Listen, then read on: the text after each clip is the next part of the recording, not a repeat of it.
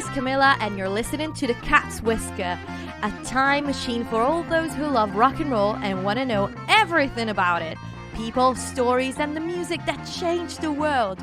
In a few words, it doesn't matter whether you've lived through those years or, just like me, you've always wondered what it was like. I have loads of stories to tell and great music to play. So, let's roll! Hello everyone and welcome back to The Cat's Whisker. I'm Camilla and today I'm by myself. I hope you're not disappointed after last week's crazy and special episode with Liam, my boyfriend. If you missed it, you have to make sure you check it out. We've listened to many old songs with very, very explicit lyrics and reviewed them. It's been so much fun. Today I would like to welcome you to the, I'd say, temporary title, but who knows? You let me know if you like it. Before It Was Cool, which is the title I've decided to give to all those episodes that talk about people that had a rock and roll soul even before rock and roll appeared on a world stage. So, I was writing an episode about the Andrews sisters that you will surely hear in the future when I started to go on a tangent, as I usually do, because why not? But since the tangent was starting to take more room than the Andrews sisters biography, I decided to dedicate an episode to this interesting movement called the Swing Kids, or SwingJugend. Yes, because as you can imagine from their official title, the group originated in Germany. Or well, Nazi Germany. But who were the Swing Kids? First of all, just like the name suggests, they aim to be the opposite of the Hitlerjugend, Hitler Youth in English, which was a youth group organized by the Nazi Party where all the pure German Aryan boys had to belong to serve their country well. Born as a mockery of this strict group, the Swing Kids didn't have any gender separation and were all about music. They were pure counterculture, groups of young men and women that loved the forbidden British and American culture and music. They would secretly gather to listen and dance to jazz and swing records and dream of a place where they could be free to be themselves. No more strict uniforms, but more individualism. They were dancing and listening to swing because they truly believed in cultural freedom. And I discovered their story thanks to the Andrews sisters' debut single, Bei mir's du schön, one of the songs that the Swing Kids certainly listened to, and that, interestingly enough, even Hitler listened to. Well, until the Nazi Party discovered it wasn't really a title in an obscure Southern German dialect, but drum roll please once again. The song was written in Yiddish, the language of the Ashkenazi Jews that originated in the West Germanic area of Europe. Haha, in your face, Hitler! The Swing Kids movement was born in Hamburg, city that in a couple of decades will become essential for rock and roll in the European scene. I mean, Hamburg is the home of the Indra, the Kaiserkeller, the Star Club, and the Top 10, all clubs where the Beatles would start their career alongside many other musicians just 20 years later. So, quite an interesting place to be, especially because, just like Liverpool in a way, port cities are always a crossroad for different cultures to meet. The movement then spread in other big cities such as Stuttgart, Kiel, Dresden and Berlin. The Swing Kids weren't obviously the only rebel group in Germany, but they were the fanciest indeed. As part of the upper middle class, they were children of people that had probably traveled to England or America and were rich enough to get themselves a gramophone and buy illegal jazz records and stylish clothes. The SwingJugend was essentially a lifestyle and had no political connotation. To use the words of a former Swing Kid, we didn't hate the Nazis hated us. Well, they didn't explicitly protest against the Nazi in a political way, but it's fair to say that they didn't really like the strict rules of the regime that wanted everyone to think and act like Germans, which was also one of the mottos of the Hitlerjugend. They took all of what the government was promoting in terms of society and culture and decided to become anything but that.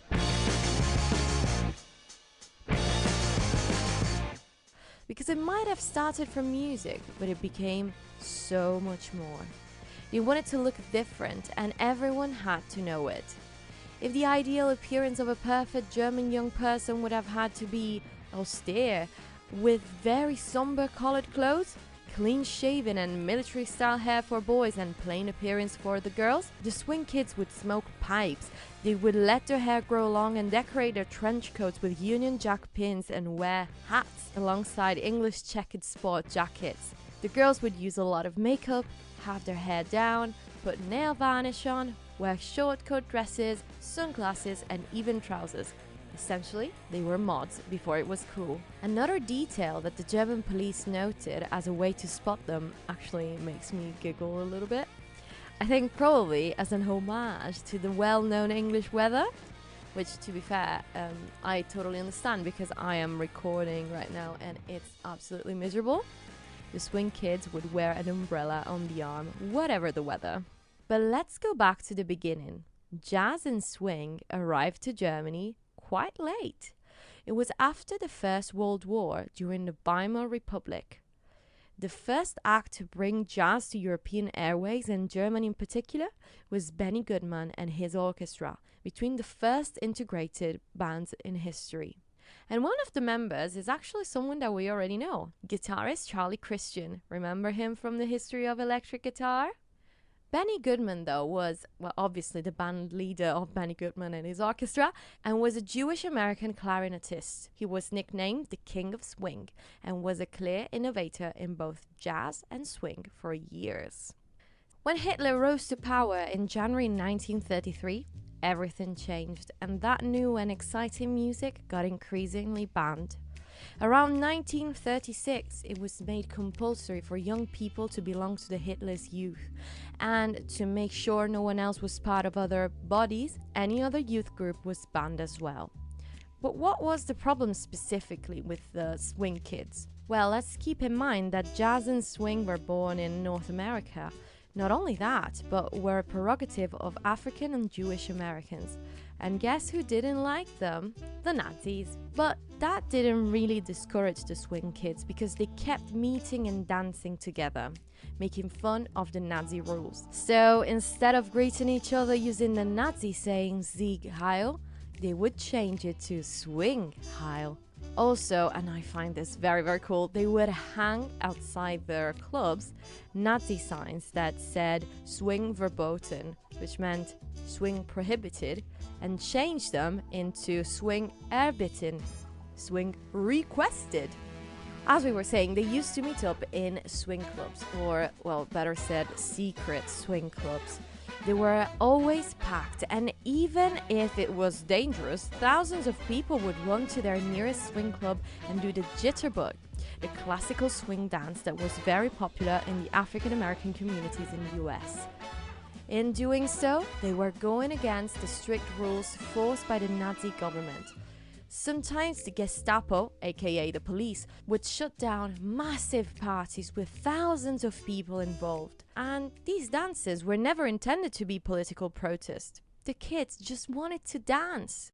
Dance to the Glenn Miller Orchestra, Louis Armstrong, Duke Ellington, and when they weren't dancing, the SwingJugend was meeting up to listen to those records smuggled from other countries and talk to each other using slang from England or North America. They didn't really have a coherent political ideology. They just knew they were craving cultural freedom that the socio-political climate of that day was strongly against. They wanted to be free and to be able to express themselves in an individualistic way. And that doesn't work well in a dictatorship, obviously. Individualism leads to disagreement, and disagreement leads to revolution. And that's why the Nazi government didn't want anything alien interfering with their ideal of the new Third Reich Germany. And essentially, this didn't apply to music only, but to an entire set of values. And the situation gets incredibly complicated when in 1937-38, the government puts a complete ban on swing music and dancing, including private dance events. Everything eventually escalates when in 1939, Germany provokes World War II with the invasion of Poland. The swing kids needed now to operate with more secrecy. Even if their meetings didn't start as political protests, they became a safe place to forget about the war. Most of these people didn't want to enlist, and their political views on the war were, well, very clear. One year, for Winston Churchill's birthday, they've been seen chanting, "For he's a jolly good fellow." So, guess which side they were on. The Gestapo and the government knew that these kids were a threat and needed to be stopped. And this made their gatherings more and more dangerous. Your neighbors could have reported you if they caught you listening to the wrong music in 1941. And in that year, the Gestapo, encouraged by the head of the SS Himmler and the Minister of Propaganda Goebbels, is asked to suppress the SwingJugend. It was August 1941 when 300 swing kids were arrested during a raid. In January 1942, some of them were forced to join the Hitlerjugend, and the others were sent to concentration camps. But the ones that had not been caught just continued to play, even if it meant hiding and using sticks to play their beloved music. It was worth it. World War II was one of the first ever conflicts in which civilians became a very important target. The Holocaust being evidence of that, obviously. And even if the adventure of the swing kids was so much smaller compared to what the Jews have been through, I really want to stop for one moment and just reflect on what freedom meant to them. I'm not a person that usually takes strong political stances in public. I definitely like to be quiet, and I'm not gonna lie, staying silent when somebody else is fighting for me might feel comfortable sometimes and less risky. But these kids, these young people just wanted what we all want. Freedom. Being able to express ourselves, wear whatever we want to wear, and feel like we have infinite possibilities ahead of us. Though it might have been hard to feel positive in the past, and indeed for many young people like me, it is still a little tricky to keep a good mindset after what we've been through these past years. The swing kids have definitely inspired me and made me feel that fighting for our dreams might always be risky, but if we really want something, we shouldn't let the world tell us that we don't deserve it. And music, as far as I'm concerned, has always been the most exciting thing to fight with. Yes, because even with the suppression of the swing kids, that new music coming from a foreign land was just too good. And in fact, in Nazi Germany, everybody kind of realized that swing and jazz sold. Thank you very much. And that's how Charlie and his orchestra, a couple of years after the beginning of the war, make their appearance. If there's something we know about music and will be noticeable, especially with rock and roll, is that if people like it, it doesn't matter how much it's banned. Everyone will always find a way to listen to it. So swing was prohibited in Nazi Germany, but the underground scene was very active, as we've seen. And this group definitely stood out, with singer Karl Schwedler, also known as Charlie. So Charlie and his orchestra basically became very famous very quickly, even in the highest spheres. And why, if everything was banned?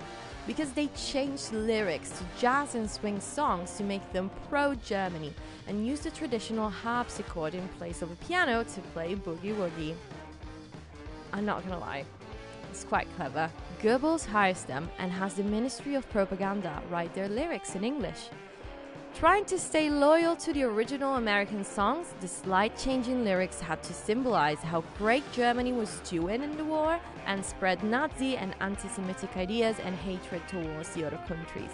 Charlie and his orchestra have been broadcasted not only in Germany, but especially in the UK and the United States.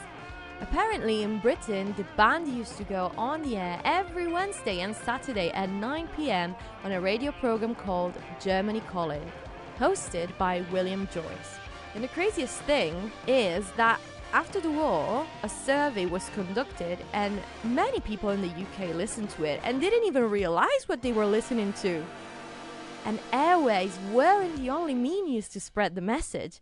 Physical records were even handed to war prisoners and sold in the occupied countries as well. So what do you think? Was it an insult to the real swing kids?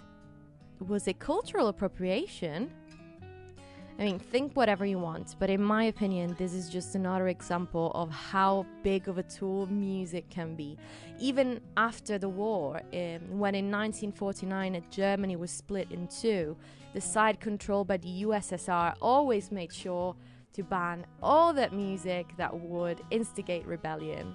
And as we know, people always manage to follow banned music one way or another. Because anytime someone tries to ban music, that creates a seed that grows into a revolution. That's the power of music. Well, that's it for today. I really hope you enjoyed this episode. Actually, if you want, there is a film. I've never seen it. It's a 1993 film. It's an American film, and it's called SwingJugend. So maybe some of you have seen it. You can tell me if it's worth renting it. So yeah, let me know if you enjoyed the episode. Always make sure you follow me on Instagram at the Cat's Whisker Podcast and on TikTok at the Cat's Whisker if you want to see a lot of extra vintage content. I'll see you next week. Ciao!